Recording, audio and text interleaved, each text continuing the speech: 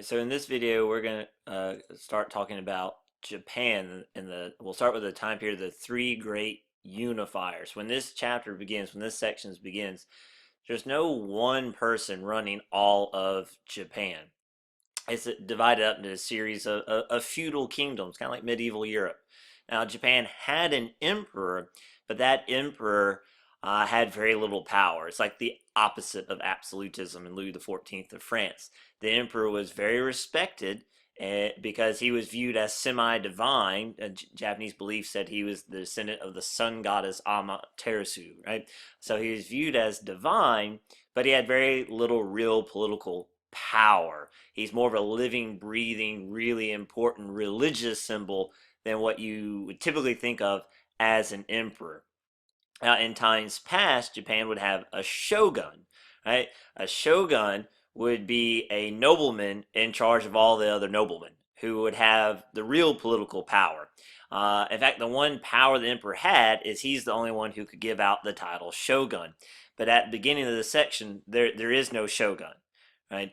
Instead, there's a series of daimyos, head of noble families, head of these Japanese clans, right? And they're all fighting for each other for dominance, right? They're all fighting each other for dominance. They all want that title shogun, right? And underneath the daimyo, serving the daimyo, are their warriors, the samurai, right? Which is often compared to the European knight because they both served nobility, they both had armor, they both used swords, right? But there are a lot of differences between the samurais of Japan and the knights of Europe. Japanese samurai were very literate. They were very well educated.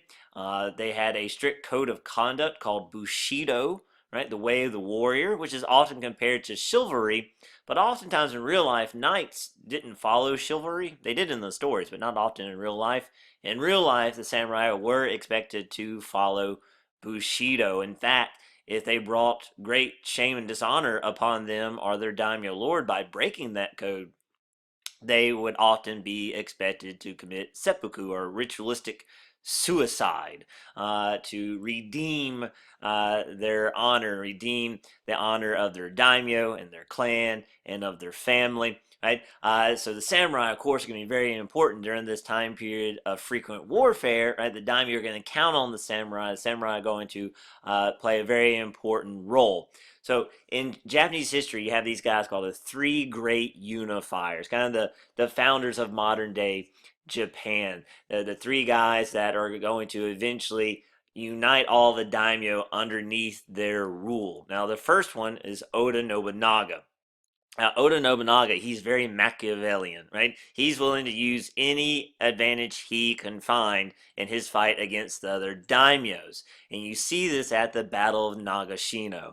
This is a very important battle in Japanese history because at the Battle of Nagashino, Oda Nobunaga, right, employed riflemen, which you can see in this painting a little bit closer up, right, hiding behind that wooden barricade. Now, many samurai did not want to use rifles because they viewed that as a cowardly weapon. So Nobunaga would actually sometimes arm peasants and force them to be in the army and give them the rifle. So he was willing to use anything he could find to his advantage, right? Now, unfortunately, Nobunaga will never finish the job of unifying Japan. He'll never be shogun. He was actually betrayed by one of his daimyos who murdered him because this daimyo felt like Nobunaga had dishonored him, disrespected him. The samurai take that very seriously. Now, the man who tracked down Nobunaga's assassin and killed him takes over, a guy named Toyotomi Hideyoshi. Right? Now, Hideyoshi did not start off life powerful. He actually started off life as the son of a peasant farmer, and he decided farming was not for him. And during this chaotic time period of frequent war, it was possible for a peasant to rise through the ranks of the military and have a pretty good life. So Hideyoshi started off as just a basic spearman in Nobunaga's army, and over the years rose through the ranks until he became one of Nobunaga's trusted commanders.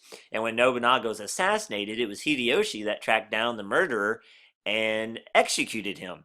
And then Hideyoshi took the power that Nobunaga had and added to it and defeated even more daimyo.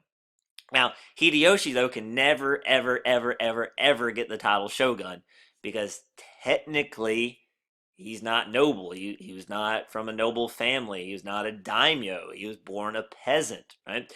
So he can never earn that title shogun. Right? And eventually Hideyoshi, right, he passes away, natural causes, and he makes his leading daimyos promise that they would serve his son.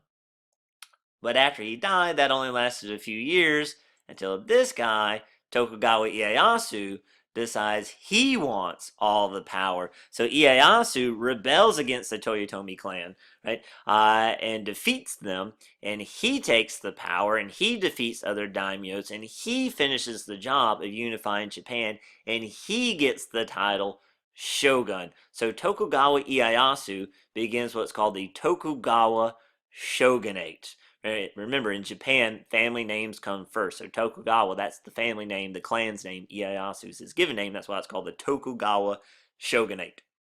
And the Tokugawa clan, they're going to rule Japan for the next couple of centuries. And overall, it's going to be a time period of great peace in Japan.